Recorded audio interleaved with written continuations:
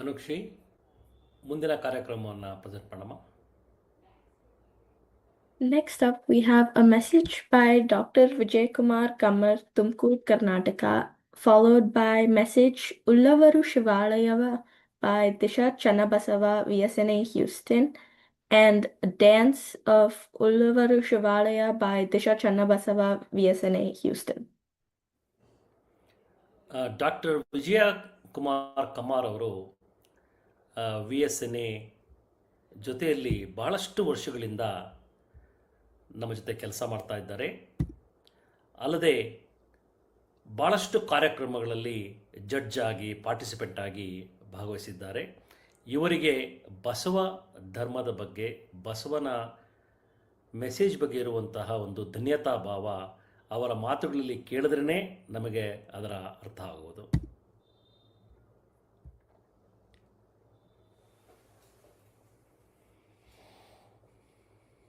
ಎಲ್ಲರಿಗೂ ಶರಣಾರ್ಥಿಗಳು. VSNA ಅವರು ಪ್ರತಿ ವರ್ಷದಂತೆ ಈ ವರ್ಷ 2026 ವರ್ಷವೂ ಕೂಡ ಅಂತಾರಾಷ್ಟ್ರೀಯ ಬಸವ ಜಯಂತಿಯನ್ನ ಆಚರಣೆ ಮಾಡ್ತಾ ಇರೋದು ಅತ್ಯಂತ ಮಹತ್ವದ ಸಂಗತಿ ಹಾಗೂ ಸಂತೋಷದ ಸಂಗತಿ. ಎಲ್ಲ ಪದಾಧಿಕಾರಿಗಳಿಗೆ ಹಾಗೂ ವಿಶೇಷವಾಗಿ ಶ್ರೀ ಹರೀಶ್ ಹಿರೇಮಠ ಅವರಿಗೆ ಧನ್ಯವಾದಗಳು. ಬಸವಾದಿ ಶರಣರ ಆಶೀರ್ವಾದ ನಮ್ಮ ಮೇಲೆ, ತಮ್ಮ ಮೇಲೆ ಇರಲಿ ಎಂದು ನಾನು ಆಶಿಸುತ್ತೇನೆ. ಈ ಉಪನ್ಯಾಸದ ವಿಷಯ ಅಂತರಂಗದ ಅರಿವಿನ ಪ್ರಜ್ಞೆಗೆ ಬಸವಾದಿ ಶರಣರ ತತ್ವಗಳು ಹೇಗೆ ಸಮಾಧಾನವನ್ನ ನೀಡಬಲ್ಲವು ಅಂತಕ್ಕಂಥ ಒಂದು ವಿಷಯದ ಮೇಲೆ ಇವತ್ತಿನ ಥೀಮನ್ನ ನಮ್ಮ ಶ್ರೀ ಹರೀಶ್ ಹಿರೇಮಠ ಅವರು ಕೊಟ್ಟಿದ್ದಾರೆ. ಅದನ್ನ ಇಲ್ಲಿ ನಾವು ಪ್ರಸ್ತುತಪಡಿಸೋಣ. ಭಕ್ತಿ ಸುಭಾಷೆಯ ನುಡಿಯ ನುಡಿವೆ, ನುಡಿದಂತೆ ನಡೆವೆ, ನಡೆಯೊಳಗೆ ನುಡಿಯ ಪೂರೈಸುವೆ, ಮೇಲೆ ತೂಗುವ ತ್ರಾಸು ಕಟ್ಟಳೆ ನಿಮ್ಮ ಕೈಯಲ್ಲಿ, ಒಂದು ಜಬೆ ಕೊರತೆಯಾದಡು ಎನ್ನ ನದ್ದಿ ನೀನೆದ್ದು ಹೋಗ ಕೂಡಲ ಸಂಗಮ ದೇವ. ಒಂದು ಭಾಷೆ, ಅದಕ್ಕೆ ಒಂದು ಲಿಪಿ, ಸಾಕ್ಷರತೆಯಿಂದ ಸಾಹಿತ್ಯ ರಚನೆ, ಸಾಹಿತ್ಯದೊಂದಿಗೆ ಅಕ್ಷರೀಕರಣ, ಇವು ಸಮಾಜವನ್ನ ಅಥವಾ ಇನ್ನು ಸ್ಪಷ್ಟವಾಗಿ ನಾವು ಹೇಳೋದಾದ್ರೆ ಸಮಷ್ಟಿಯನ್ನು ಸಾಮಾಜಿಕವಾಗಿ, ಸಾಂಸ್ಕೃತಿಕವಾಗಿ ಪ್ರಭಾವಶಾಲಿಯಾಗಿ ಒಂದುಗೂಡಿಸ್ತಕ್ಕಂತಹ ಕೆಲಸವನ್ನ ಇದು ಮಾಡ್ತದೆ. ಸಾಹಿತ್ಯ ಎಂತಕ್ಕಂಥ ಒಂದು ಜ್ಞಾನದೀಪ್ತಿ ಜನಾಂಗದಿಂದ ಜನಾಂಗಕ್ಕೆ ಅವಿಚ್ಛಿನ್ನವಾಗಿ ಹರಿಯುತ್ತಿರುವಂತಹ ಜ್ಞಾನಗಂಗೆಯಂತೆ ಪ್ರವಹಿಸುವುದರ ಮೂಲಕ ಜನರನ್ನ ಸುಸಂಸ್ಕೃತರನ್ನಾಗಿ ಮಾಡುವಲ್ಲಿ ಅತ್ಯಂತ ಪ್ರಮುಖವಾದ ಪಾತ್ರವನ್ನ ವಹಿಸ್ತದೆ. ಕನ್ನಡದ ಸಾರಸ್ವತ ಲೋಕದಲ್ಲಿ ವಚನ ಸಾಹಿತ್ಯದ ಆಂದೋಲನದಿಂದ ಒಂದು ಸುವರ್ಣ ಯುಗವೇ ಆರಂಭವಾಯಿತು ಅಂತ ಹೇಳ್ಬೋದು. ವಚನ ಚಳವಳಿ ಜನಪರ ಸಾಹಿತ್ಯಕ್ಕೆ ಕನ್ನಡದವರು ನೀಡಿದಂತಹ ಒಂದು ಬಹುದೊಡ್ಡ ಕೊಡುಗೆ. 11ನೇ ಶತಮಾನದಿಂದ ಅಂತ್ಯಭಾಗದಿಂದ ವಚನದ ಆಂದೋಲನಕ್ಕೆ ಪ್ರೇರಣೆ ಪ್ರಭಾವ ಬೀರಲು ಪ್ರಾರಂಭ ಆಗ್ತದೆ. ಕೊಂಡಗುಳಿ ಕೇಶರಾಜ, ಕೆಂಬಾವಿ ಭೋಗಣ್ಣ, ತೆಲುಗು ಬೊಮ್ಮಣ್ಣ, ಏಕಾಂತದ ರಾಮಿ ತಂದೆ, ಮಾದಾರ ಚೆನ್ನಯ್ಯ, ಜೇಡದಾಸನು ಮುಂತಾದವರು ತಮ್ಮ ಅನುಭವದಿಂದ ರಚಿಸಿದ ಈ ವಚನಗಳು ಬಹಳವಾಗಿ ಸಮಾಜವನ್ನ ಆಕರ್ಷಣೆ ಮಾಡ್ತವೆ. ರಾಜಕೀಯ, ಸಾಮಾಜಿಕ, ಸಾಂಸ್ಕೃತಿಕ, ಆರ್ಥಿಕ, ಧಾರ್ಮಿಕ ಕ್ಷೇತ್ರಗಳನ್ನ ಏಕಕಾಲಕ್ಕೆ ವ್ಯಾಪಿಸಿದಂತಹ ಈ ವಚನ ಸಾಹಿತ್ಯ ಅತ್ಯಂತ ಅಲ್ಪ ಸಮಯದಲ್ಲಿಯೇ ಅತ್ಯಂತ ಉನ್ನತ ಸ್ಥಾನಕ್ಕೆ ಏರಿದ್ದು ಒಂದು ಅಸಾಧಾರಣವಾದಂತಹ ಸಂಗತಿ ಮತ್ತು ಅಷ್ಟೇ ಅಪ್ರತಿಮ ಮತ್ತು ಆಶ್ಚರ್ಯಕರವಾದಂತಹ ಒಂದು ಸಂಗತಿ. ಈ ವಚನ ಸಾಹಿತ್ಯಕ್ಕೆ ತನ್ನದೇ ಆದಂತಹ ಅರ್ಥ ಮತ್ತು ಸ್ಪಷ್ಟತೆ, ನಿರೂಪಣೆಯೂ ಕೂಡ ಇದೆ. ನೋಡಿ, ಇಡೀ ಪ್ರಪಂಚದ ತುಂಬ ನೋಡಿದಂತಹ ಈ ಸಾಹಿತ್ಯ ಪ್ರಕಾರಗಳಲ್ಲಿ ವಚನ ಸಾಹಿತ್ಯ ಅನ್ನತಕ್ಕಂಥದ್ದು ರಾಜಾಶ್ರಯ ರಹಿತವಾಗಿ ಬೆಳೆದು ಬಂದಂತ ಒಂದು ಸಾಹಿತ್ಯ ಪ್ರಕಾರ ಅನ್ನೋದನ್ನ ನಾವು ಬಹಳಷ್ಟು ಗಮನಿಸ್ಬೇಕು. ಹಾಗಾದ್ರೆ ಈ ವಚನಗಳು ಅನ್ನೋದು ಅಂದ್ರೆ ಏನು ಅನ್ನೋದನ್ನ ಅವಿರಳ ಜ್ಞಾನಿ ಚನ್ನಬಸವನವರು ತಮ್ಮ ಒಂದು ವಚನದಲ್ಲಿ ನಿರೂಪಣೆ ಮಾಡ್ತಾರೆ. ಅಂದ್ರೆ ಆ ಮೂಲಕ ವಚನಗಳು ನಮ್ಮಲ್ಲಿ ಹೇಗೆ ಅರಿವನ್ನ ಮೂಡಿಸ್ತವೆ ಅಂತಕ್ಕಂಥ ವಿಷಯವನ್ನ ಇಲ್ಲಿ ಹೇಳ್ಬೇಕಾಗಿದೆ. ಆ ವಚನ ಹೀಗಿದೆ: ಪಾತಾಳದ ಘವಣೆಯ ನೇನಿಲ್ಲದೆ ತೆಗೆಯಬಹುದೇ, ಸೋಪಾನದ ಬಲದಿಂದಲ್ಲದೆ. ಶಬ್ದ ಸೋಪಾನವ ಕಟ್ಟಿ ನಡೆಸಿದೆಲ್ಲ ಪುರಾತರು. ಶಬ್ದ ಸೋಪಾನದಿಂದ ಬಲದಿಂದ ನಿಶ್ಶಬ್ದ ಸೋಪಾನವ ಕಟ್ಟಿ ನಡೆಯಿಸಿದರು. ನಮ್ಮ ಪುರಾತನರು ದೇವಲೋಕಕ್ಕೆ ಬಟ್ಟೆ ಕಾಣಿರೋ, ಬಟ್ಟೆ ಅಂದ್ರೆ ಇಲ್ಲಿ ದಾರಿ, ದೇವಲೋಕಕ್ಕೆ ಬಟ್ಟೆ ಕಾಣಿರೋ, ಗೀತಾ ಮಾತೆಂಬ ಜ್ಯೋತಿಯ ಬೆಳಗಿ ಕೊಟ್ಟರು, ಕೂಡಲ ಚನ್ನ ಸಂಗನ ಶರಣು ಅಂತ ಚನ್ನಬಸವಣ್ಣವರು ಅತ್ಯಂತ ಅದ್ಭುತವಾಗಿ ವಚನ ಅಂದ್ರೆ ಏನು ಅಂತಕ್ಕಂಥದ್ದನ್ನ ಇಲ್ಲಿ ವಿವರಿಸ್ತಾರೆ. ಶಬ್ದ ಸೋಪಾನವ ಕಟ್ಟಿ ಅಂತ ಭಾರಿ ಭಾರಿ ಪ್ರಯತ್ನ ಪಟ್ಟು ಶಬ್ದಗಳನ್ನ ಹಿಂದೆ ಮುಂದೆ ಇಟ್ಟು ಮಾಡಿ ಅಳೆದು ತೂಗಿ ನೋಡಿ ಬರೆದರೆ ಬರಲಾರದಂತಹ ಒಂದು ಸಾಹಿತ್ಯ ಚನ್ನಬಸವಣ್ಣನ ಅವರ ಲೇಖನೆಯಿಂದ ಹೊರಡ್ತದೆ. ವಚನ ಸಾಹಿತ್ಯಕ್ಕೊಂದು ಹೊಸ ಭಾಷ್ಯವನ್ನ ಕೊಡ್ತಾರೆ.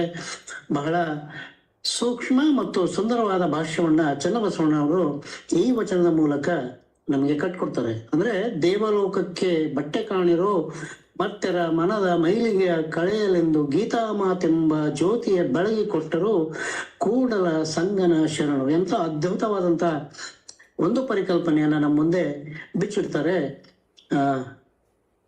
ಚನ್ನಬಸವಣ್ಣವರು. ಒಟ್ಟಾರೆ ಈ ವಚನದ ಇಡೀ ಸಾರಾಂಶ ಏನಂದ್ರೆ ಅದೊಂದು ನೀರು ಮತ್ತು ಅದೊಂದು ಬೆಳಕು. ವಚನ ಸಾಹಿತ್ಯ ಅಂದ್ರೆ ಅಂತರಂಗದಲ್ಲಿ ಇರ್ತಕ್ಕಂಥ ಶುದ್ಧವಾದ ನೀರನ್ನ ದೊರಕಿಸಿಕೊಳ್ಳೋದಕ್ಕೆ ಉಳಿದಂತಹ ಸಾಧಕರಿಗೆ ಸಹಾಯ ಮಾಡುವ ಸಲುವಾಗಿ ಮಾಡಿದಂತ ಒಂದು ಸಾಧನ. ಬಾವಿಯಿಂದ ನಾವು ನೀರು ತೆಗಿಬೇಕಂದ್ರೆ ಹಗ್ಗ ಬಳಸಿ ನೀರನ್ನು ತೆಗಿಬೇಕು, ಅಥವಾ ಆ ಮೆಟ್ಟಿಲಿಂದ ಕೆಳಗಿಳಿದು ಹೋಗಿ ನೀರನ್ನ ತೆಗಿಬೇಕು. ಹಾಗೆಯೇ ಪ್ರತಿಯೊಬ್ಬ ಮನುಷ್ಯನ ಅಂತರಂಗದಲ್ಲಿ ಈ ಜ್ಞಾನವೆಂಬ ಜಲ ಇರ್ತದೆ.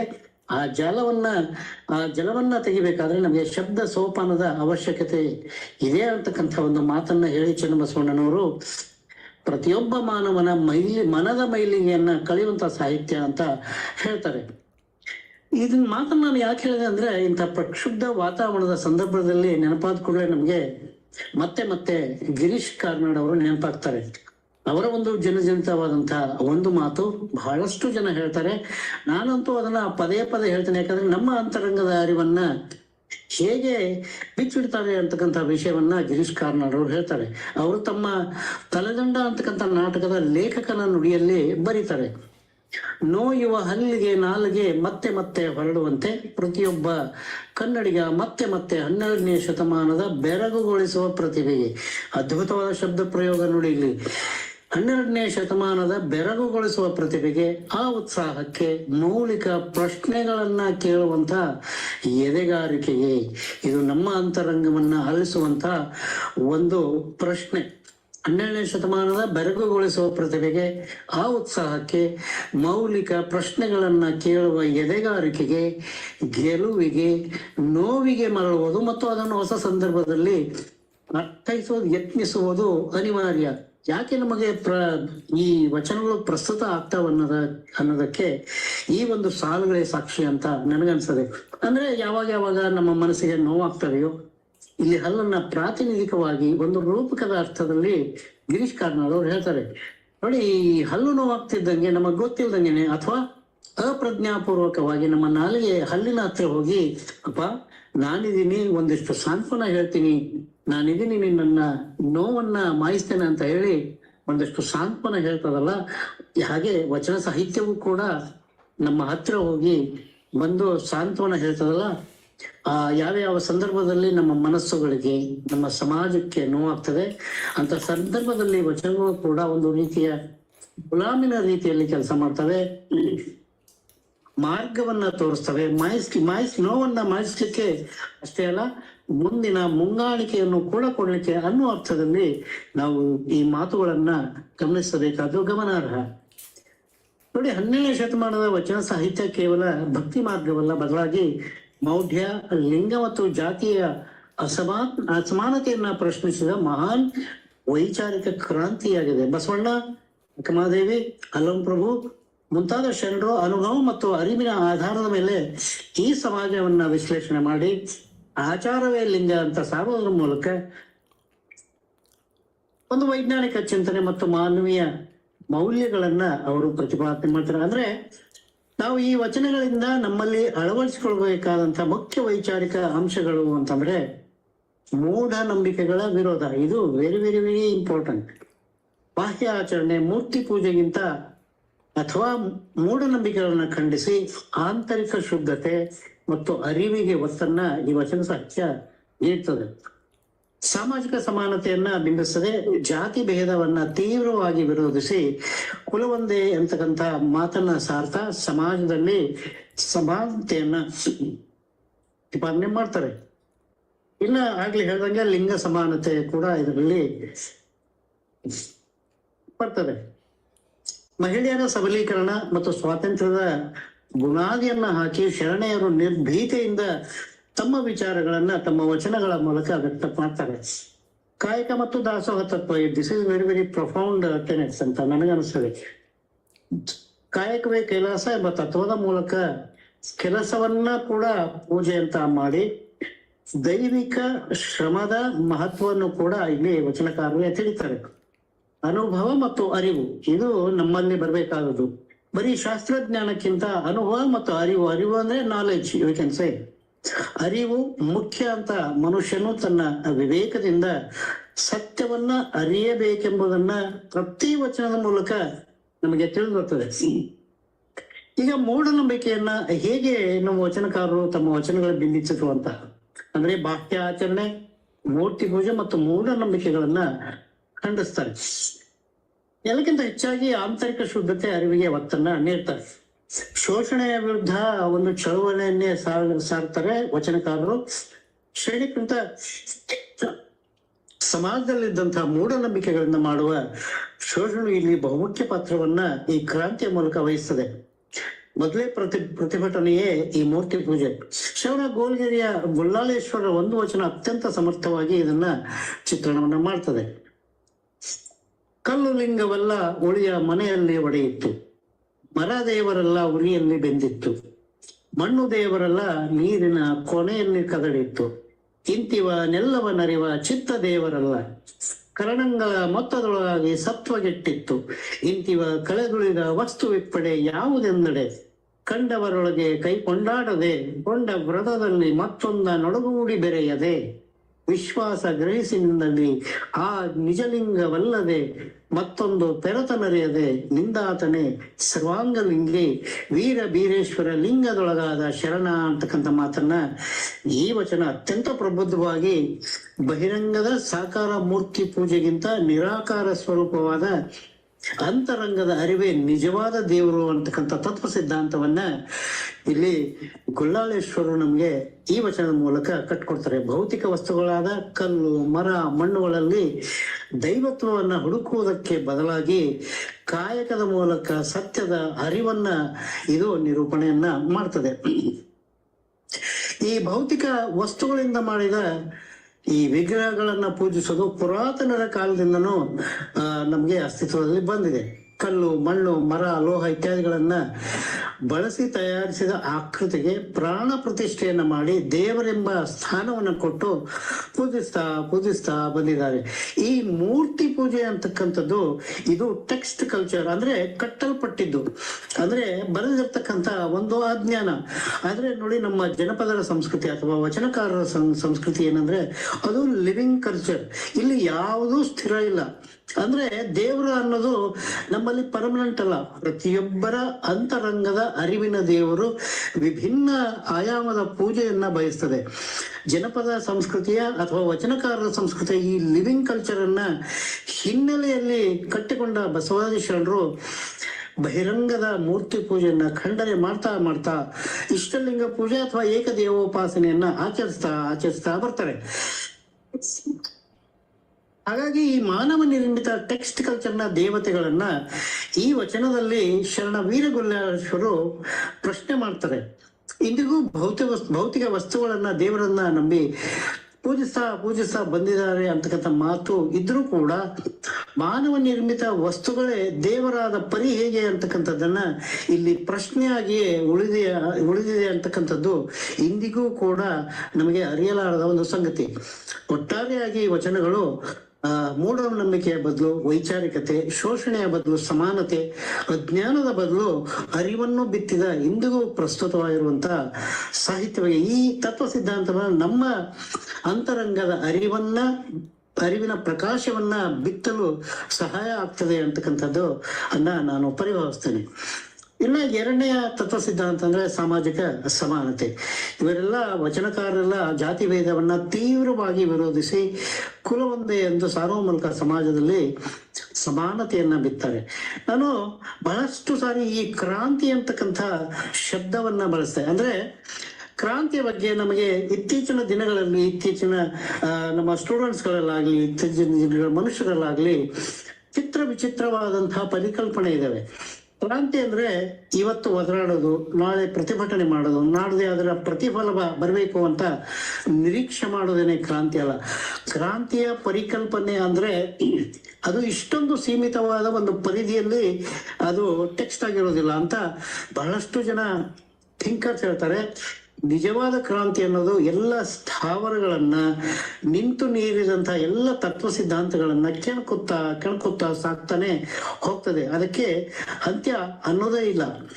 ನೋಡಿ, ಈ 900 ವರ್ಷಗಳ ಹಿಂದೆ ಬಸವಣ್ಣನವರ ನೇತೃತ್ವದಲ್ಲಿ ಹಲವಾರು ಶರಣರು ಮಾಡಿದ ಆ ಕ್ರಾಂತಿ ಅಗತ್ಯತೆ ಇವತ್ತಿಗೂ ಇದೆ. ಅಂದ್ರೆ ಅದರ ಅರ್ಥ ಆ ಕ್ರಾಂತಿ ಅಲ್ಲಿಗೆ ಮುಗಿದೋಗ್ಲಿಲ್ಲ.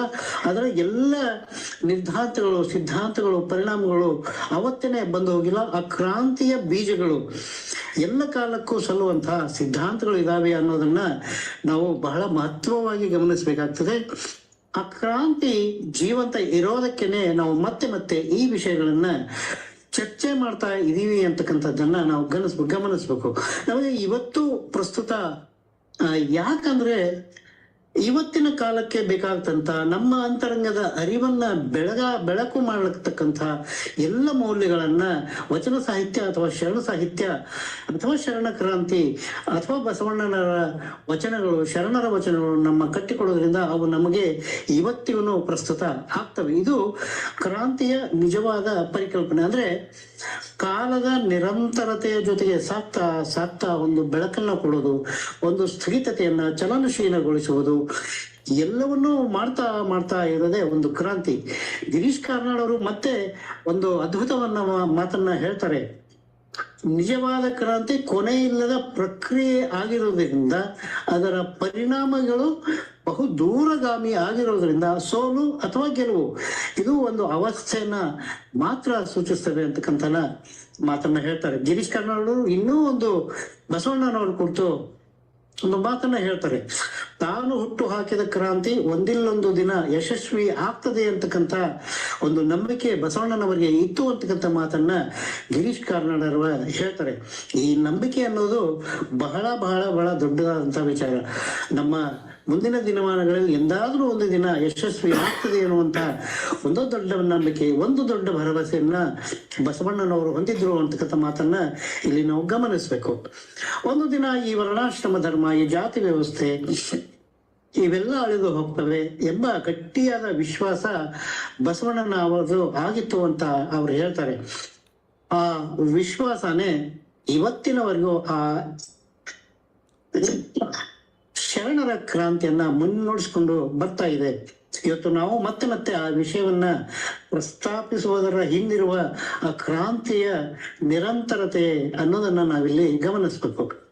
ಇಂಥವನ್ನು ಮಹಾನ್ ಕ್ರಾಂತಿಗೆ ಕರೆ ಕೊಡೋದಕ್ಕೆ ಬಸವಣ್ಣನವರಿಗೆ ಅಥವಾ ಆ ಕ್ರಾಂತಿಯನ್ನ ಆರಂಭ ಮಾಡಿದ್ದಕ್ಕೆ ಆವತ್ತಿನ ಒತ್ತಾಸೆಗಳು, ಒತ್ತಡಗಳು ಏನಿದ್ವು ಅನ್ನೋದನ್ನ ಈಗಾಗಲೇ ಸಾಕಷ್ಟು ವಿದ್ವಾಂಸರು ಗುರುತಿಸಿದ್ದಾರೆ. ಮುಖ್ಯವಾಗಿ ರಾಜಪ್ರಭುತ್ವ, ಪುರೋಹಿತ ಶಾಹಿ, ಮೂಲಭೂತವಾದ ವರ್ಣಾಶ್ರಮ ಧರ್ಮ, ಹೀಗೆ ಜನರ ಅಜ್ಞಾನದ ದೊಡ್ಡ ಪಟ್ನಿಯನ್ನೇ ಮಾಡಿಕೊಂಡು ಹೋಗುವಂತಹ ಒಂದು ಸಮಾಜ ವಿರೋಧಿ ಕೃತ್ಯಗಳು ನಡೆದು ಒಂದು ವ್ಯವಸ್ಥೆಯನ್ನ ಸ್ಥಗಿತಗೊಳಿಸಿದಾಗ ಯಾವುದು ನೀರು ಹೇಗೆ ಒಂಥರ ನಿಂತು ಕೊಳೆತು ಒಂದು ಹೊಲಸನಾಗ್ತದಲ್ಲ ಅಂತ ಒಂದು ಸ್ಥಿತಿ ನಿರ್ಮಾಣವಾದಾಗ ಬಸವಣ್ಣನವರು ಕ್ರಾಂತಿಯನ್ನು ಮಾಡಿದ್ರು. ಅದನ್ನ ಬಹಳ ಮುಖ್ಯವಾಗಿ ಪಾರಿಭಾಷಿಕ ಶಬ್ದಗಳು ಹೇಳ್ತಾರೆ, ಅದು ಸ್ಥಾವರಗೊಂಡದ್ದನ್ನ ಜಂಗಮಗೊಳಿಸುವುದು ಅಂತ. ಆದ್ರೆ ಒಂದು ಸ್ಟ್ಯಾಟಿಕ್, ಇನ್ನೊಂದು ಡೈನಾಮಿಕ್ ಅನ್ನತಕ್ಕಂಥ ಒಂದು ಅರ್ಥದಲ್ಲಿ ಹೀಗೆ ಒಂದು ಸ್ಥಾವರವನ್ನ ಜಂಗಮಗೊಳಿಸೋದು ಆ ಕ್ರಾಂತಿಯ ಬಹು ಮುಖ್ಯ ಉದ್ದೇಶ ಆಗಿತ್ತು ಅನ್ನೋದನ್ನ ನಾವಿಲ್ಲಿ ಗಮನಿಸ್ಬೇಕು. ಮುಖ್ಯವಾಗಿ ಜಾತೀಯತೆ, ವರ್ಣ ವ್ಯವಸ್ಥೆ, ಪುರೋಹಿತಶಾಹಿ, ವರ್ಗ, ವರ್ಣ, ಲಿಂಗ ತಾರತಮ್ಯ ಇರ್ತಕ್ಕಂಥ ಒಂದು ವ್ಯವಸ್ಥೆ ಇತ್ತಲ್ಲ, ಅದನ್ನ ಕಣ್ಣಾರೆ ಕಂಡಂತಹ ಬಸವಣ್ಣರು ಅದರ ವಿರುದ್ಧವಾಗಿ ಒಂದು ಕ್ರಾಂತಿಯನ್ನ ಮಾಡಿದ್ರು. ತನ್ನ ಸಹಚಿಂತಕ ಶ್ರಮಜೀವಿಗಳನ್ನ, ಕಾಯಕ ಜೀವಿಗಳನ್ನ ಕಟ್ಟಿಕೊಂಡು ಆ ಇಡೀ ಸಂಘಟನೆಯನ್ನು ಒಂದು ದೊಡ್ಡ ಪ್ರಮಾಣದಲ್ಲಿ ಬೆಳೆಸ್ತಾರೆ. ಈ ಅಪೂರ್ವ ಕ್ರಾಂತಿಗೆ ನಾಂದಿ ಹೇಳಿದ ಕ್ರಾಂತಿಯ ಬಹು ಮುಖ್ಯ ನಡೆಗಳನ್ನ 4 ಮುಖ್ಯವಾದ ಅಂಶಗಳಲ್ಲಿ ನಾವು ಗುರುತಿಸಬಹುದು. ಅಂದ್ರೆ ಆ ಕ್ರಾಂತಿಗೆ ಚಲನಶೀಲತೆ ಹೇಗಿತ್ತು, ನಮಗೆ ಅಂತರಂಗದ ಅರಿವನ್ನ ಮೂಡಿಸಲು ಯಾವ ತತ್ವ ಸಿದ್ಧಾಂತಗಳು ಕಾರಣವಾದವು ಅಂತಕ್ಕಂಥದ್ದನ್ನ 4 ಪ್ರಮುಖ ಸಿದ್ಧಾಂತಗಳನ್ನ ನಾವು ನೋಡೋದಾದ್ರೆ, ಒಂದನೆಯದು ಸ್ಥಾವರ ವ್ಯವಸ್ಥೆಯನ್ನ ಪ್ರಶ್ನೆ ಮಾಡೋದು, ಅಂದ್ರೆ ಕ್ವೆಶ್ಚನಿಂಗ್ ಇದೆಯಲ್ಲ, ಅದು ಬಹಳ ಮುಖ್ಯ. ಇದು ಕ್ರಾಂತಿಯ ಮೊದಲನೇ ಘಟ್ಟ, ಪ್ರಶ್ನೆ ಮಾಡೋದು. ಎರಡನೇದು, ಈ ಪ್ರಶ್ನೆಗೆ ಉತ್ತರ ಸಿಗಲಿಲ್ಲ ಅಂದ್ರೆ ಪ್ರತಿಭಟನೆಯನ್ನ ಮಾಡೋದು. ಪ್ರಶ್ನೆ ಮಾಡೋದು, ಪ್ರಶ್ನೆಗೆ ಉತ್ತರ ಸಿಗಲಿಲ್ಲ ಅಂದ್ರೆ ಪ್ರತಿಭಟನೆಯನ್ನ ಮಾಡೋದು. ಮೂರನೆಯದ್ದು ಪ್ರಶ್ನಿಸುವುದು, ಪ್ರತಿಭಟನೆಯನ್ನು ಮಾಡೋದು. ಇವೆರಡಕ್ಕೂ ಬಗ್ಲಿಲ್ಲ ಅಂದ ತಕ್ಷಣ ನಿರಾಕರಿಸೋದು, ನನಗೆ ಬೇಡವೇ ಬೇಡ ಅಂತಕ್ಕಂಥ ಮಾತನ್ನ ಹೇಳುವುದು. ಇದು ಎಲ್ಲಕ್ಕಿಂತ ಹೆಚ್ಚಾಗಿ ಬಸವಣ್ಣನವರು ಮಾಡಿದ್ದು ಏನು ಕೆಲಸ? 4ನೇದು ಅಂದ್ರೆ, ಇವು 3 ಮಾಡಿದಾಗ ಅಲ್ಲಿ ಒಂದು ವ್ಯಾಕ್ಯೂಮ್ ಕ್ರಿಯೇಟ್ ಆಗುತ್ತೆ, ಒಂದು ನಿರ್ವಾತ ಕ್ರಿಯೇಟ್ ಆಗುತ್ತಲ್ಲ, ಆ ಕ್ರಿಯೇಟ್ ಅದನ್ನ ತುಂಬಿಸ್ಬೇಕಲ್ಲ, ಅದಕ್ಕೆ ಒಂದು ಪರ್ಯಾಯವನ್ನ ಕಟ್ಕೊಡ್ಬೇಕಲ್ಲ. ಇದು ಬಹಳ ಮುಖ್ಯವಾದದ್ದು. ಬಸವಣ್ಣನವರು ಮಾಡಿದ್ದು ಇದೆ. ಬರೀ ಪ್ರಶ್ನೆ, ಪ್ರತಿಭಟನೆ, ನಿರಾಕರಣೆ ಮಾಡಲಿಲ್ಲ, ಅದರ ಜೊತೆಗೆ ಒಂದು ಹೊಸದನ್ನ ಕಟ್ಟಿಕೊಡುವಂತ ಕೆಲಸವನ್ನ ಶುರು ಮಾಡ್ತಾರೆ. ಇದು ಕ್ರಾಂತಿಯ ಪ್ರಸ್ತುತ, ಒಂದು ಹೊಸದನ್ನ ಕಟ್ಟಿಕೊಡುವುದು. ಇದು 4ನೇ ಸಂಧಿ. ನಾನು ಬಹಳಷ್ಟು ದೇಶ ವಿದೇಶಗಳನ್ನ ಸುತ್ತಾಡಿದ್ದೀನಿ, ಅಲ್ಲಿರ್ತಕ್ಕಂಥ ದಾರ್ಶನಿಕರ ಚಿಂತನೆಗಳನ್ನ ಅರ್ಥ ಮಾಡ್ಕೊಂಡಿದ್ದೀನಿ, ಓದಿದ್ದೀನಿ. ಆದ್ರೆ ಈ ಎಲ್ಲ ದಾರ್ಶನಿಕರು, ಪ್ರಪಂಚದಾದ್ಯಂತ ಇರ್ತಕ್ಕಂಥ ಎಲ್ಲ ದಾರ್ಶನಿಕರು ಪ್ರಶ್ನೆ, ಪ್ರತಿಭಟನೆ, ನಿರಾಕರಣೆಯನ್ನ ಮಾಡ್ತಾರೆ, ಆದ್ರೆ ಪರ್ಯಾಯವನ್ನ ಕಟ್ಟಿಕೊಡ್ತಕ್ಕಂಥ ಕೆಲಸವನ್ನ ಮಾಡಲ್ಲ. ಅದನ್ನ ಬಸವಣ್ಣನವರು ಮಾಡಿದ್ದು. ಹಾಗಾಗಿ ಬಸವಣ್ಣನವರ ಕ್ರಾಂತಿ ಇದೆಯಲ್ಲ, ಇಡೀ ಪ್ರಪಂಚದಾದ್ಯಂತ ಅತ್ಯಂತ ನಿಖರವಾದಂತ ಒಂದು ಕ್ರಾಂತಿ ಅಂತಕ್ಕಂಥ ಮಾತನ್ನ ನಾವಿಲ್ಲಿ ಹೇಳಲೇಬೇಕು. ಬಸವಣ್ಣನವರು ಆಳುವವರನ್ನ ಎಚ್ಚರಿಸಲಿಲ್ಲ. ಅಂದ್ರೆ ನಮ್ಮನ್ನ ಕಮಾಂಡ್ ಯಾರು ಮಾಡ್ತಿದ್ರಲ್ಲ, ರಾಜಪ್ರಭುತ್ವ, ಪುರೋಹಿತ, ಅವ್ರನ್ನ ಎಚ್ಚರಿಸಲಿಲ್ಲ. ಬದಲಾಗಿ ಆಳಿಸಿಕೊಳ್ಳುವವರನ್ನ ಎಚ್ಚರಿಸುದು, ಅಂದ್ರೆ ಪ್ರಜೆಗಳನ್ನ ಎಚ್ಚರಿಸುದು. ಇದು ಕ್ರಾಂತಿಯ ಹೊಸ ಸಂಸ್ಕೃತಿ. ಇದರಿಂದ ನಮಗೆ ಒಂದು ಸಂದೇಶ ಏನು ಅಂತಂದ್ರೆ, ನಮ್ಮ ಅಂತರಂಗದ ಅರಿವಿನಿಂದ ನಮ್ಮ ಜೊತೆಯಲ್ಲಿ ಇರ್ತಕ್ಕಂಥ ಆಳಿಸಿಕೊಳ್ಳುವವರನ್ನ, ಅವರ ಎದೆಯಲ್ಲಿ ಅರಿವಿನ ದೀಪವನ್ನ ಬೆಳಗಿಸಿದ್ರೆ ಆ ಕ್ರಾಂತಿ ಯಶಸ್ವಿ ಆಗೋದ್ರಲ್ಲಿ ಸಂದೇಹ ಇಲ್ಲ ಅಂತಕ್ಕಂಥ ಮಾತನ್ನ ಇಲ್ಲಿ ನಾವು ಹೇಳ್ಬೇಕು. ಆ ಕ್ರಾಂತಿಗೆ 1-2 ವಚನಗಳನ್ನ ನಾವು ನೋಡೋದಾದ್ರೆ, ಬಸವಣ್ಣನವರು ಉಚ್ಚ ಕುಲದಲ್ಲಿ ಹುಟ್ಟಿದ್ರು ಕೂಡ ಹೇಗೆ ತಮ್ಮನ್ನ ತಳಸ್ಥಳದ ಮನುಷ್ಯರ ಜೊತೆ, ತಳಸ್ಥಳದ ಶ್ರಮಜೀವಿಗಳ ಜೊತೆ ಹೊಂದ್ಕೊಂಡಿದ್ರು ಅಂತಕ್ಕಂಥ ಮಾತನ್ನ ಇಲ್ಲಿ ಹೇಳ್ತಾರೆ. ಉತ್ತಮ ಕುಲದಲ್ಲಿ ಹುಟ್ಟಿದೆನೆಂಬ ಕಷ್ಟತನದ ಹೊರೆಯ ಹೊರಿಸದಿರಯ್ಯ. ಎಂತ ಅದ್ಭುತವಾಗಿ ಹೇಳ್ತಾನ್ರು. ಬ್ರಾಹ್ಮಣ ಕುಲದಲ್ಲಿ ಹುಟ್ಟಿದೆ ಅಂತಕ್ಕಂಥದ್ದನ್ನ ನನ್ನ ತಲೆ ಮೇಲೆ ಹೊರಿಸೊಳ್ರಿ ಅಂತ ಹೇಳ್ತಾರೆ. ಉತ್ತಮ ಕುಲದಲ್ಲಿ ಹುಟ್ಟಿದೆನೆಂಬ ಕಷ್ಟತನದ ಹೊರೆಯ ಹೊರಿಸದಿರಯ್ಯ. ಕಕ್ಕಯ್ಯ ನೊಕ್ಕುದ ನಿಕ್ಕ ನೋಡಯ್ಯ. ದಾಸಯ್ಯ ಶಿವದಾನವ ನೆರೆಯ ನೋಡಯ್ಯ. ಮಣ್ಣನೆಯ ಚೆನ್ನಯ್ಯನೆನ್ನುವ ಮನ್ಯಸ ಉನ್ನತ ಮಹಿಮ. ಕೂಡಲ ಸಂಗಮ ದೇವ ಶಿವದೋ ಶಿವದೋ ಅಂತಕ್ಕಂಥದ್ದು ನೋಡಿ. ಈ ಶ್ರೇಷ್ಠ ಕುಲದಲ್ಲಿ ಹುಟ್ಟಿದೆ ಅಂತಕ್ಕಂಥದ್ದು ನಿಜವಾದ ಅರ್ಥದಲ್ಲಿ ಕಷ್ಟಕರದು. ಅದರ ಹೊರೆಯನ್ನ ನಾನು ಹೊರಲಾರೆ, ಅದು ಸಾಧ್ಯನೇ ಇಲ್ಲ ಅಂತಕ್ಕಂಥ ಒಂದು ಸಂಸ್ಕೃತಿಯನ್ನ ಬೆಳೆಸೋದಿದೆಯಲ್ಲ, ಅದು ನಿಜವಾದ ಸಂಸ್ಕೃತಿ. ಇದು ನಾವು ಪ್ರಸ್ತುತ ಕಾಲಘಟ್ಟದಲ್ಲಿ ಎಷ್ಟು ಅಪ್ರಾಯ ಆಗುತ್ತೆ ಅಂತಕ್ಕಂಥ ಮಾತನ್ನ ಇಲ್ಲಿ ನೋಡ್ಬೇಕು. ಅದನ್ನ ಬಸವಣ್ಣನವರು ಆ ಕ್ರಾಂತಿಯನ್ನ ನಿಭಾಯಿಸಿದ ರೀತಿ, ತಾನು ಉಚ್ಚತ ಕುಲದಲ್ಲಿ ಹುಟ್ಟಿದೆನೆಂಬುದನ್ನ ಮರೆತಂತ ಒಂದು ಸ್ಥಿತಿಯನ್ನ with perseverance, patience, commitment and compassion, ಬಹಳ ಅದ್ಭುತವಾದಂತ ಒಂದು ದೃಷ್ಟಾಂತವನ್ನ ನಮ್ಮ ಮುಂದೆ ಬಸವಣ್ಣವ್ರನ್ನ ಉತ್ತಮ ದಾರ್ಶನಿಕರಾಗಿ ನಿಲ್ತಾರೆ. ಅದಕ್ಕೇನೆ 900 ವರ್ಷಗಳಾದ್ರೂ ಕೂಡ ನಾವು ಪದೇ ಪದೇ ಬಸವಣ್ಣನವರನ್ನ, ಬಸವಾದಿ ಶರಣರನ್ನ, ಅವರು ಮಾಡಿದಂತ ಕ್ರಾಂತಿಯನ್ನ ನೆನಪಿಸ್ಕೊಳ್ತಾ ಇದ್ದೀವಿ. ಇನ್ನ ಈ ಮೂರ್ತಿ ಪೂಜೆ, ದೇವಾಲಯ ಎಲ್ಲವನ್ನೂ ನಿರಾಕರಿಸಿದ ಬಸವಣ್ಣ, ಅಲ್ಲಂಪ್ರಭು ಮತ್ತು ಇತರೆ ಎಲ್ಲ ವಚನಕಾರರು ದೇವರನ್ನು ಎಲ್ಲಿ ಕಂಡ್ರು ಅಂತದ್ದು ಬಹಳ ಮುಖ್ಯವಾದಂತ. ಇಲ್ಲಿ ಪ್ರಶ್ನೆ ಇದೆ, ಪ್ರತಿಭಟನೆ ಇದೆ, ನಿರಾಕರಣೆ, ಅದ್ರ ಜೊತೆಗೆ ಒಂದು ಪರ್ಯಾಯವನ್ನ ಕಟ್ಟಿಕೊಡ್ತಕ್ಕಂಥ ಮಾತನ್ನ ಈ ವಚನದಲ್ಲಿ ನಾವು ಕಾಣಬಹುದು. ಅಲ್ಲಂಪ್ರಭುಗಳ ಈ ಅದ್ಭುತವಾದಂತಹ ವಚನವನ್ನ ನೋಡಿದ್ರೆ ಇಡೀ ಆ ಕ್ರಾಂತಿಯ ಪ್ರಾಸೆಸ್ ಅನ್ನ ನಾವು ಇದರಲ್ಲಿ ಕಾಣಬಹುದು. ನಾ ದೇವನಲ್ಲದೆ ನೀ ದೇವನೇ, ನೀ ದೇವನಾದಡೆ ಎನ್ನನೇಕೆ ಸಲಹೆ, ಆರೈದು ಒಂದು ಕುಡಿತೆ ಉದಕವ ನೆರವೆ, ಹಸಿದಾಗ ಒಂದು ತುತ್ತು ಓಗರವನ್ನಿಕ್ಕುವೆ, ನಾ ದೇವ ಕಾರಣ ಗುಹೇಶ್ವರ ಅಂತಕ್ಕಂಥ ಮಾತನ್ನ ಹೇಳ್ತಾರೆ.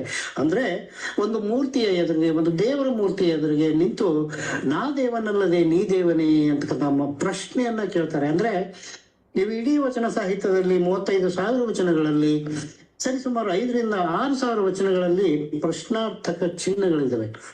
ಇದನ್ನ ನಾವು ಬಹಳ ಅರ್ಥ ಮಾಡ್ಕೋಬೇಕಾದ್ದು.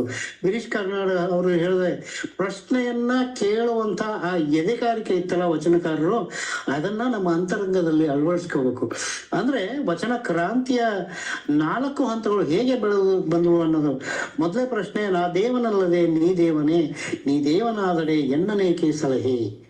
ಅಂದ್ರೆ ವ್ಯವಸ್ಥೆ ನಂಬಿದ್ದ ಸ್ಥಾವರಗಳ ಬಗ್ಗೆ ಒಂದು ಪ್ರಶ್ನೆ. ನೀ ದೇವನಾದರೆ ನನ್ನನ್ಯಾಕೆ ಸಲಹೆ, ಇದು ಪ್ರತಿಭಟನೆ.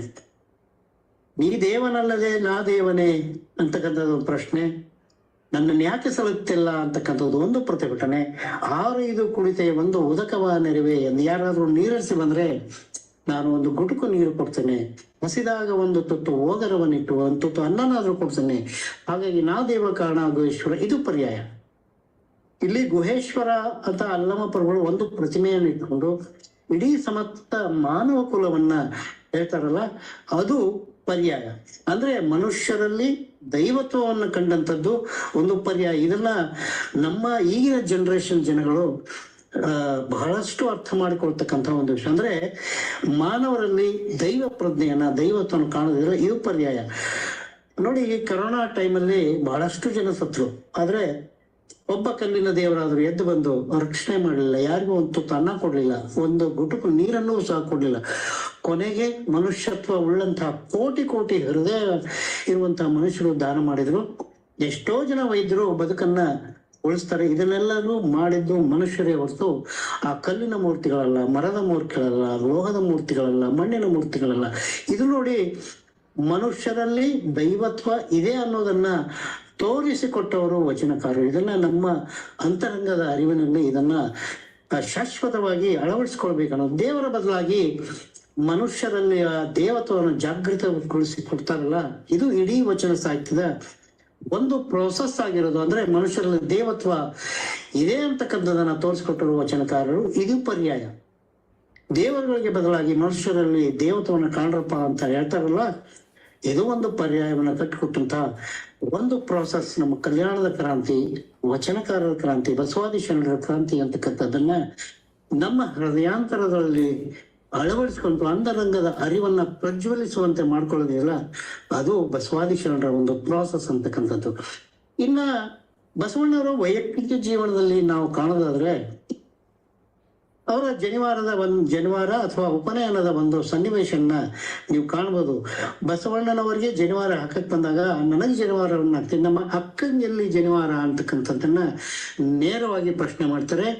ಆ ಪ್ರಶ್ನೆಗೆ ಉತ್ತರ ಸಿಗದೆ ಇರ್ತಕ್ಕಂಥ ಆ ಕಾಲಘಟ್ಟದಲ್ಲಿ, ಹಾಗಾದ್ರೆ ನನಗೂ ಬೇಡ ಅಂತ ಪ್ರತಿಭಟನೆ ನನಗೆ ಜನಿವಾರ ಇದೆ, ನಮ್ಮ ಅಕ್ಕಗೆ ಎಲ್ಲಿ ಅಂತ ಪ್ರಶ್ನೆ ಮಾಡ್ತಾರೆ. ಅದಕ್ಕೆ ಉತ್ತರ ಸಿಗದೆ ಇದ್ದಾಗ ನನಗೂ ಬೇಡ ಅಂತ ಪ್ರತಿಭಟನೆ ಮಾಡ್ತಾರೆ.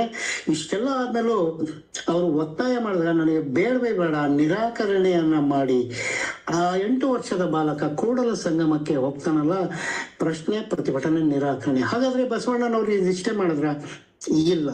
ಕೂಡಲ ಸಂಗಮದಲ್ಲಿ ಕಳೆದಂತ 12 ವರ್ಷಗಳ ಆ ಅವಧಿಯಲ್ಲಿ ಒಂದು ಬ್ಲೂ ಪ್ರಿಂಟ್ ಅನ್ನ, ಒಂದು ಮ್ಯಾಪ್ ಅನ್ನ ತಯಾರು ಮಾಡ್ತಾರೆ. ಏನ್ ನಾನು ಇದಕ್ಕೆ ಮಾಡ್ಬೋದು ಅಂತಕ್ಕಂಥದ್ದನ್ನ ವಿಚಾರ ಮಾಡ್ತಾ ಕಲ್ಯಾಣಕ್ಕೆ ಬಂದಾಗ ಅವರು ಆ ಶ್ರಮಜೀವಿಗಳ ಜೊತೆ ಸೇರ್ಕೊಂಡು ಒಂದು ಧರ್ಮವನ್ನ ಕಟ್ತಾರೆ. ಸಕಲ ಜೀವರಾಶಿಗೆ ಲೇಸೆಯನ್ನೇ ಬಯಸುವಂತ ಒಂದು ಧರ್ಮವನ್ನು ಕಟ್ತಾರೆ, ಒಂದು ಪರ್ಯಾಯ ಧರ್ಮವನ್ನು ಕೊಡ್ತಾರೆ, ಒಂದು ಶ್ರಮಜೀವಿಗಳ ಒಂದು ಧರ್ಮವನ್ನು ಕಟ್ತಾರೆ. ಹಾಗಾಗಿ ಪ್ರಶ್ನೆ, ಪ್ರತಿಭಟನೆ, ನಿರಾಕರಣೆ ಮಾಡೋದಷ್ಟೇ ಅಲ್ಲ, ಒಂದು ಪರ್ಯಾಯವನ್ನ ಕಟ್ಟಿಕೊಡತಕ್ಕಂಥ ಆ ಕೆಲಸವನ್ನ ನಮ್ಮ ಬಸವಣ್ಣನವರು ಮಾಡ್ತಾರೆ. ಆ ಬಸವಣ್ಣನವರ ಈ ಕ್ರಾಂತಿಯ ಪ್ರಶ್ನೆ, ಪ್ರತಿಭಟನೆ, ನಿರಾಕರಣೆ ಜೊತೆಗೆ ಯಾವಾಗ ನಾವು ಕ್ರಾಂತಿಯನ್ನ ಮಾಡೋಕ್ಕೆ ಬಯಸ್ತೀವಿ, ಒಂದು ಪ್ರತಿಭಟನೆಯನ್ನ ಮಾಡಕ್ ನೋಡ್ತೀವಿ, ಅದರ ಪರ್ಯಾಯವನ್ನ ಯೋಚನೆ ಮಾಡಿಯೇ ನಾವು ಈ ಒಂದು ದಾರಿಗೆ ಕೈ ಹಾಕಬೇಕು ಅಂತಕ್ಕಂಥದ್ದನ್ನ ನಮ್ಮ ವಚನಕಾರರು, ಬಸವಾದಿ ಶರಣರು, ಅಲ್ಲಮ ಪ್ರಭು, ಅಕ್ಕ ಮಹಾದೇವಿ, ಮುಕ್ತಾಯಕನಂತವರು ನಮ್ಗೆಲ್ಲ ಕಲಿಸ್ಕೊಟ್ಟಿದ್ದಾರೆ. ಆ ಕಲಿಸ್ಕೊಟ್ಟದನ್ನು ನಮ್ಮ ಅಂತರಂಗದಲ್ಲಿ ಅಳವಡಿಸ್ಕೊಂಡು ಅರಿವಿನ ಬೆಳಕನ್ನ ಕಾಣ್ಬೇಕಾದ್ದು ನಮ್ಮ ಈ ಜನರೇಷನ್ ಮೂಲ ತತ್ವ ಅಂತಕ್ಕಂಥದ್ದನ್ನ ನಾನಿಲ್ಲಿ ಹೇಳಕ್ಕೆ ಇಷ್ಟಪಡ್ತೀನಿ. ಅಮೂಲ್ಯವಾದ ತತ್ವಗಳನ್ನ ತಮ್ಮ ವಚನಗಳಲ್ಲಿ ಕ್ರೋಢೀಕರಣ ಮಾಡಿ ಸಮಾಜವನ್ನ ಎಚ್ಚರಿಸಿದವರು 12ನೇ ಶತಮಾನದ ವಚನಕಾರರು ಹಾಗೂ ವಚನಕಾರ್ತಿಯರು. ಇವರ ವಚನಗಳು ಸಾಮಾಜಿಕ ಸಮಸ್ಯೆ, ವೈಚಾರಿಕ ನಿಲುವುಗಳನ್ನ ನಮ್ಮ ಎದುರಿಗೆ ತಂದು ನಿಲ್ಲಿಸ್ತವೆ. ಹೀಗೆ ಶರಣರು ನಮಗಾಗಿ ಬದುಕಿ ತಮ್ಮ ಗುರುತುಗಳಾದ ಈ ವಚನಗಳನ್ನ ಬಿಟ್ಟು ಹೋಗ್ತಾರೆ. ನಮಗೆ ವಚನಗಳು ಅರಿವನ್ನ ಹುಟ್ಟಿಸ್ಬೇಕು. ಆಗ ಶರಣರು ಕಂಡಂತ ಕನಸು ನನಸಾಗ್ತದೆ. ಅವರು ನಮಗಾಗಿ ಮಾಡಿದಂತ ಆ ತ್ಯಾಗ ಮತ್ತು ಬಲಿದಾನ ಸಾರ್ಥಕ ಆಗ್ತ ಅಂತ ಹೇಳ್ತಾ ಶರಣ ಮೋಳಿಗೆ ಮಾರಯ್ಯನವರ ಒಂದು ವಚನದ ಮೂಲಕ ನಾನು ಈ ಲೇಖನಕ್ಕೆ ಅಥವಾ ಉಪನ್ಯಾಸಕ್ಕೆ ಅಲ್ಪ ವಿರಾಮವನ್ನು ಹೇಳ್ತೇನೆ. ಯಾಕಂದ್ರೆ ಇಂಥ ಉದಾತ್ತ ಚಿಂತನೆಗಳಿಗೆ ಎಂದೂ ಪೂರ್ಣಮ್ಮ ಇರುವಾಮಿಲ್ಲ ಅಂತ ಹೇಳ್ತಾ, ನನಗೆ ಅವಕಾಶ ನೀಡಿದಂತ ಈ 2026 ಅಂತಾರಾಷ್ಟ್ರೀಯ ಬಸವ ಜಯಂತಿಯ ಸಂದರ್ಭದಲ್ಲಿ ಉಪನ್ಯಾಸ ಮಾಡಲಿಕ್ಕೆ ಅನುವು ಮಾಡಿಕೊಟ್ಟಂತ ಎಲ್ಲ ಪದಾಧಿಕಾರಿಗಳಿಗೆ, ವಿಶೇಷವಾಗಿ ನಮ್ಮ ಶ್ರೀ ಹರೀಶ್ ಹಿರೇಮಠ ಅವರಿಗೆ, ಶಿವಸಜ್ಜನ್ ಅವರಿಗೆ, ದೊಡ್ಡಮನಿ ಗುರುಗಳಿಗೆ ನಮಸ್ಕಾರನ ಹೇಳ್ತಾ, ಆನೆ ಕೂದರೆ ಭಂಡಾರವಿದ್ದಡೆಯನ್ನು ತಾನುಂಬುದು ಪಡಿಯಕ್ಕಿ, ಗುಂದಾವಿನ ಹಾಲು ಮಲಗೋದರ್ಧ ಮಂಚ, ಈ ಹುರುಳಿಲ್ಲದ ಸಿರಿಯ ನೆಚ್ಚಿ ಕೆಡಬೇಡರು ಮನುಜ, ಒಡಲು ಭೂಮಿಯ ಸಂಘ ಒಡವೆ ತಾನೇನಪ್ಪುದು, ಕೈ ಬಿಡದ ಮಡದಿ ಪರರ ಸಂಘ, ಪ್ರಾಣವಾಯುವಿನ ಸಂಘ ಸಾವಿನ ಸಂಗಡವಾರು ಇಲ್ಲ ಕಾಣ, ನಿಕ್ಕಳಂಕ ಮಲ್ಲಿಕಾರ್ಜುನ, ನಿಕ್ಕಳಂಕ ಮಲ್ಲಿಕಾರ್ಜುನ, ನಿಕ್ಕಳಂಕ ಮಲ್ಲಿಕಾರ್ಜುನ. ಎಲ್ಲರಿಗೂ ಶರಣಾರ್ಥಿಗಳು.